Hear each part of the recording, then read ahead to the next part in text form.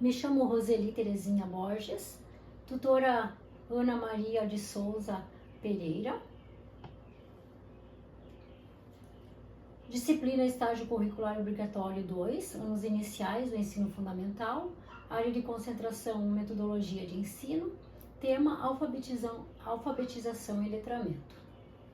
Justificativa. A área de concentração abordada nesse projeto é alfabetização e letramento, ampliar o vocabulário, desenvolver a expressão verbal e estimular a comunicação em diferentes contextos. O tema escolhido, alfabetização e letramento, foi pensando no que já estava sendo aplicado pela professora em sala de aula, com a intenção de continuar estimulando o convívio social entre as crianças. Objetivos: demonstrar como a leitura e a escrita são usadas para comunicação, aprendizado e interação na sociedade, auxiliar a criança a compreender os sons das letras e as suas combinações, facilitando o processo de leitura e escrita. Formar leitores críticos e curiosos que vejam a leitura como fonte de prazer, conhecimento e lazer. Fundamentação teórica. Para Ferreiro, há crianças que chegam à escola sabendo que a escrita serve para escrever coisas inteligentes, divertidas ou importantes. Para Silva, 2017, a alfabetização trata-se da forma em que se aprende o alfabeto e o utiliza como meio de comunicação, ou seja, representa o processo no qual o sujeito aprende a ler e escrever. Essas funções, ler e escrever, são classificadas como meios de comunicação, porque por meio delas os indivíduos podem se comunicar de forma variadas com os seus pares, perpassando o uso exclusivo da oralidade com função de comunicação. Metodologia.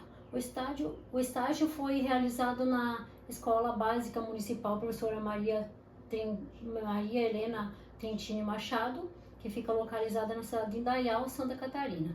Os planos de aula foram elaborados para a turma do terceiro ano. 5 planos de aulas foram planejadas e trabalhadas atividades com rodas de conversa, proposta com figuras, jogos e filmes. Realizou-se uma pesquisa bibliográfica exploratória para a composição do referencial teórico. Metodologia. Planos de aula. 1. Jogo dados da leitura. 2. Palavra secreta. 3. Jogo da memória do alfabeto. 4. Jogo de tabuleiro. 5. Filme da história de Zumbi dos Palmares. Algumas imagens da regência. Observação. O presente estágio foi realizado na Escola Básica Municipal Professora Maria Helena Trentini Machado, junto com a professora Damares de Souza Perboni, que leciona para alunos do terceiro ano 2, com faixa etária de 8 a 9 anos, no período matutino e vespertino, com a finalidade de registrar e apontar o que foi presenciado durante o estágio de observação e regência.